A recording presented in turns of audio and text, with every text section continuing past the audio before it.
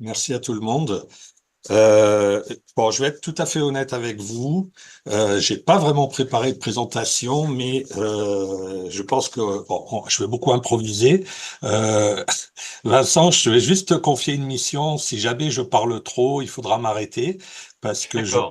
je pourrais parler de tes tiroirs à peu près toute la journée si on me laisse le temps.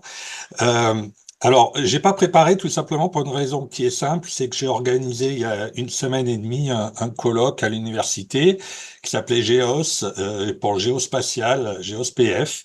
Et ce colloque, en fait, réunissait un petit peu toute la communauté géomatique et géospatiale de Polynésie française.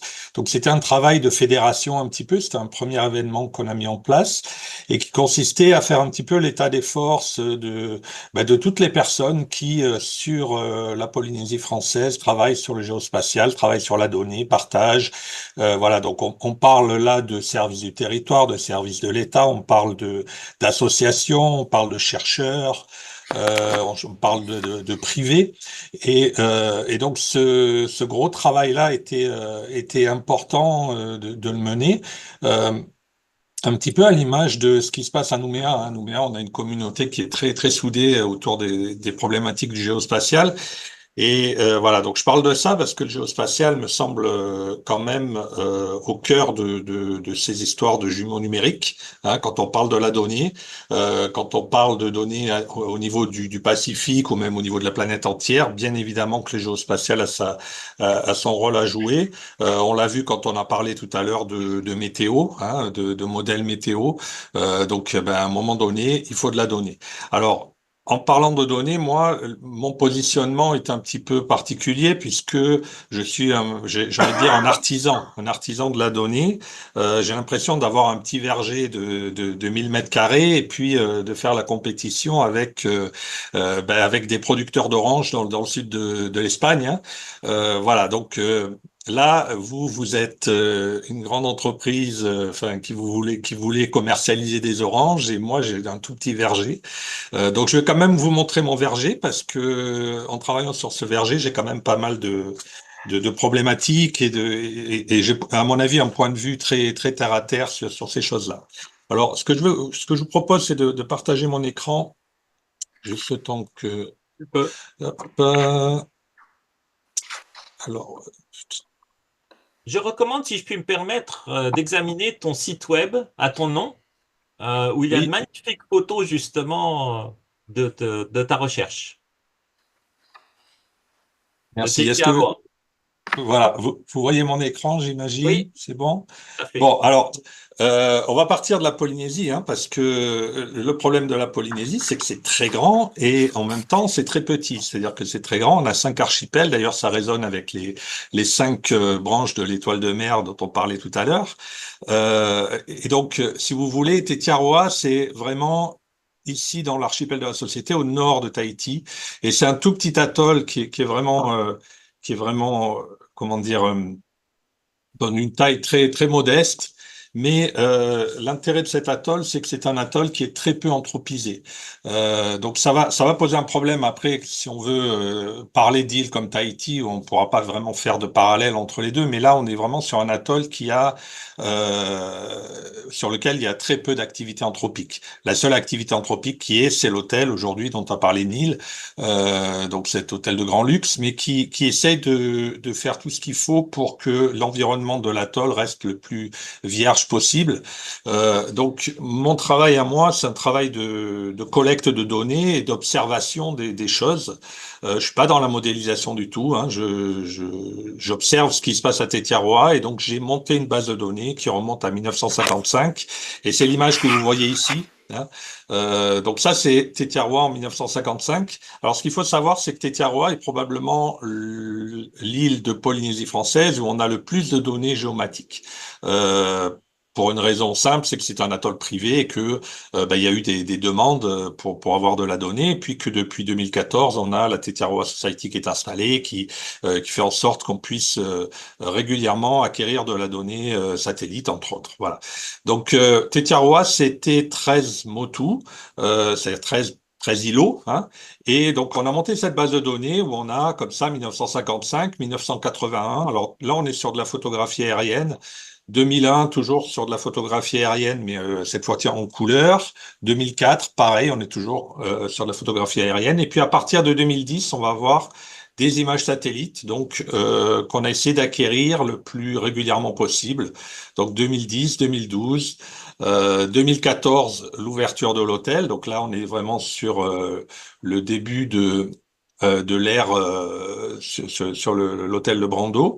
Et puis à partir de là, tous les ans ou tous les 2 ans, on fait de l'acquisition d'images satellites, donc 2017, 2016, 2019, 2022, 2023, et tous les ans ou tous les 2 ans, on va essayer comme ça de récupérer de la donnée satellite.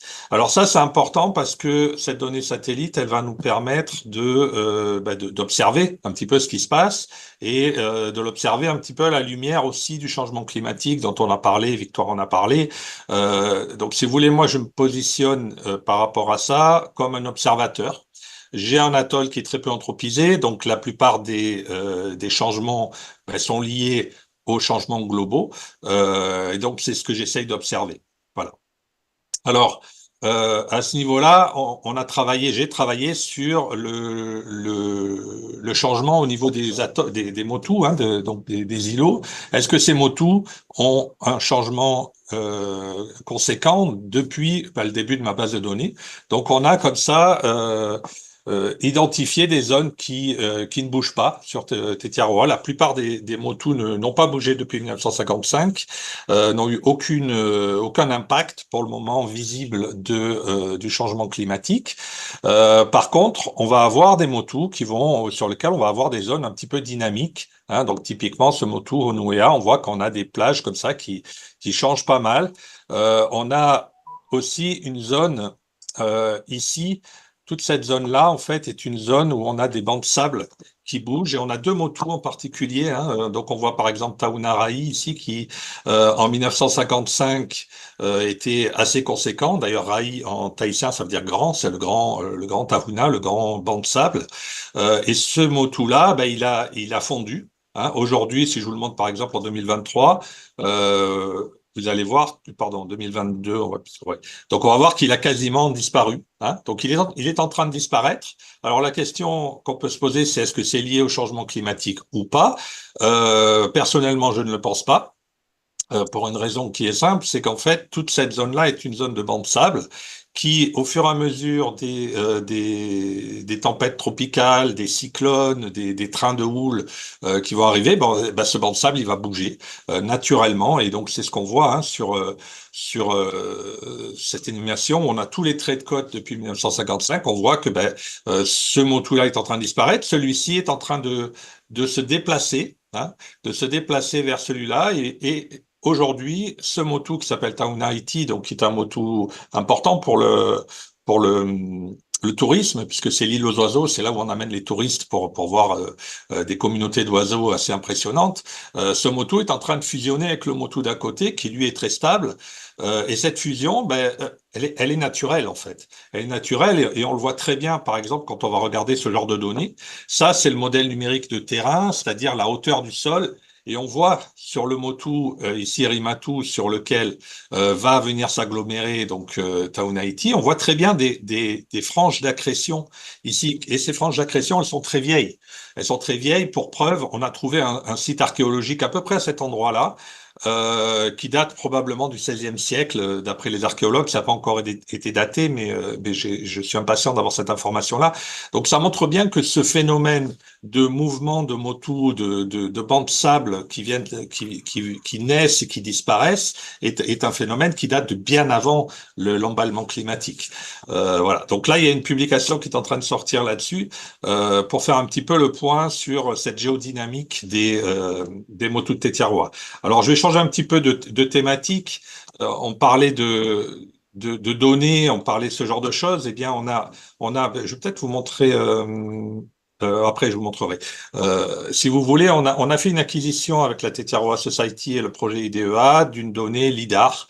Et cette donnée LIDAR nous a permis de modéliser la végétation, les strates de végétation sur tout l'atoll. Et donc, comme ça, je suis capable de vous dire exactement à quel endroit de la colonne de végétation, j'ai de la donnée, hein. Donc ça, c'est une donnée qui est très très fine. Là, on parle de données à 30 centimètres. Tout à l'heure, avec Victoire, on parlait de données à 2,5 km. Je pense que ça va être un des gros challenges de ce genre de projet de jumeaux numériques, c'est que sur nos îles, nous, on travaille avec de la donnée très très fine.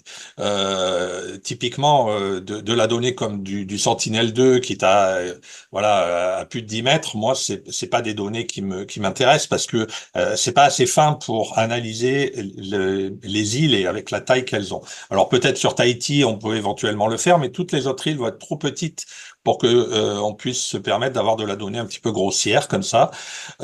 Donc c'est là où je vous dis, moi, je suis un petit peu un artisan parce que je travaille vraiment sur de la donnée très très fine. Euh, et ce genre de données est en général difficilement intégrable sur des grands projets comme ça. Alors, je pense qu'avec la puissance de feu de ce projet de jumeau numérique, ça deviendra possible et c'est très intéressant. Voilà, donc pour continuer, bon, évidemment, je fais des cartes. Ce que je voulais vous montrer un petit peu, c'est cette carte-là. Ça, c'est une carte, c'est toute la partie historique, si vous voulez, de Tetiaroa. Et en fait, donc avec l'équipe des archéologues et la Tetiaroa Society, on a cartographié tous les sites archéologiques de l'île. Donc, ça veut dire qu'on prend aussi cet observatoire. Il a aussi une dimension culturelle, historique, hein. Donc, typiquement, ça, c'est un pas de tir à l'arc qui a été monté par les anciens Tahitiens. On a modélisé la direction de tir de ce pas de tir à l'arc pour savoir dans quelle direction il tirait, parce que les Tahitiens tiraient à l'arc dans une direction particulière qu'on connaît pas toujours, hein, qu'on n'a pas forcément gardé en mémoire. Mais voilà, donc c'est ce genre d'analyse qu'on fait où on va positionner puis confronter un petit peu la réalité géographique aux histoires des anciens Tahitiens, à la tradition orale des anciens Tahitiens, et ça c'est très important. On a aussi travaillé sur la partie toponymique de Tetiaroa, c'est-à-dire que Tetiaroa, c'était un endroit où il y avait énormément de vie culturelle à l'époque des anciens Tahitiens, et chaque caillou, chaque rocher, chaque source a un nom. Ce nom veut dire quelque chose, et donc avec la Tetiaroa Society et le comité culturel de la Tetiaroa Society, on a créé cette carte qui nous permet de garder un petit peu en mémoire tous les toponymes de Tetiaroa, mais aussi d'essayer d'en analyser le sens, hein, et de le mettre comme ça dans une carte. Voilà, donc je vais.